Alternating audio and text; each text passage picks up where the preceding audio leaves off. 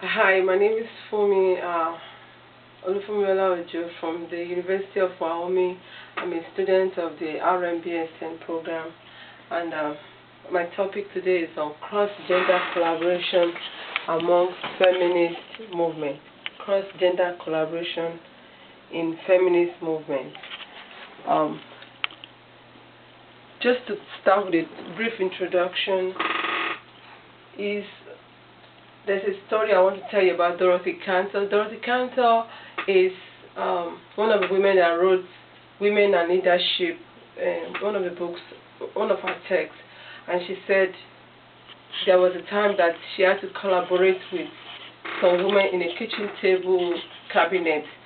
Not only women, she collaborated with some men too, and what they were really trying to do was to change the perception about adolescent girls. And the point there is that she collaborated with some men, to achieve the policy to, change the perception of adolescents, the perception people have about adolescent girls. So, to go further now, also there's this story she told us in the text about managed care. When there was a time that in the managed care, the managed care was encroaching into the judgment and treatment of patients.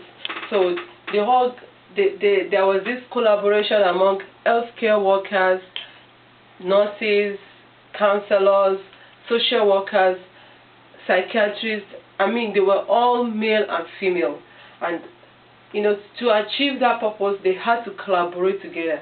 And when they collaborated together, they were able to achieve something. So that tells me again that collaboration among women and men is possible. So the definition of collaboration: collaboration is working jointly with others, especially in an intellectual endeavor. And we can see that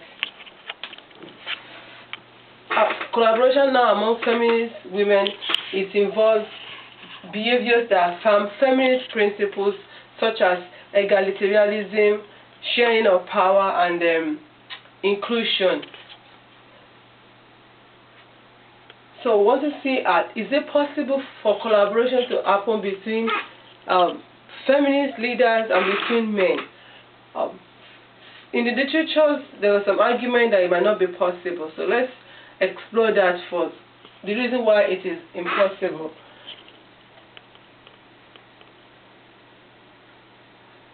In the literature, it says there is politics of patriarchy that permeates our society, because in the past, men have been known to silence women. They have been known to empower women. Because of that, there's this perception that women can never collaborate with men.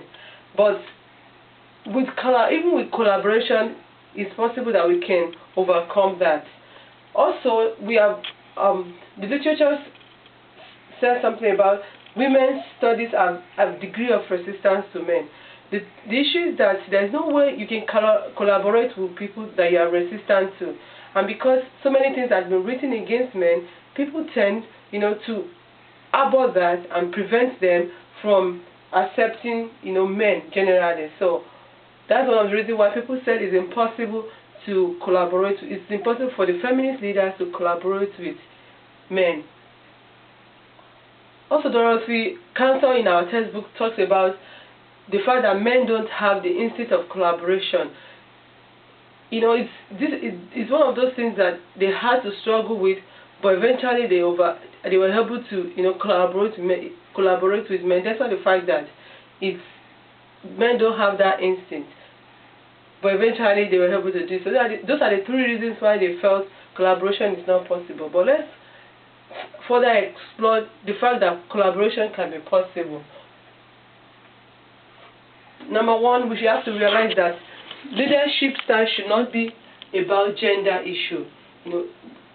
Feminist leaders are known for collaboration. They are known, for in their leadership that they are known that they collaborate, they include other people. So it should not be a gender issue. It should just be plain collaboration.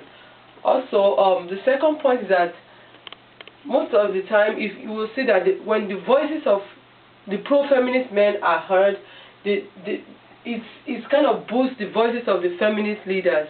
You know, because these men come from different backgrounds, different culture and race, and that kind of boosts the voices of the feminist women.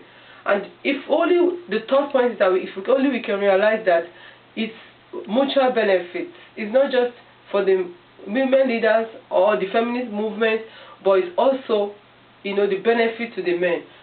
The benefits, one of the benefits is that when women leaders can, you know, seek the perspective of men about some issues, major issues that are facing the feminist movement, that are facing women generally, such as violence against women at home, at work, and in the community, they can, in every way, you know, get the perspective of these men, because some of these men, they are the ones that are perpetrating these issues. So they can get their perspective to combat this issue of violence. It's a benefit on the part of the women. Also, if other men can see that the women are collaborating with men and some men are collaborating with some women, they will find out that, you know, they can change their unfriendly behavior. Once they see other people, you know, it's just, once they see it, it makes them, you know, change in a way their unfriendly behavior. And also, when our children, the boys, the girls, when they see women and men collaborating together to change situations, to change things, they can, these boys especially can be future pro-feminist.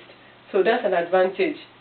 Also, men and women can work together to end patriarchy that's permeated our society for a long time.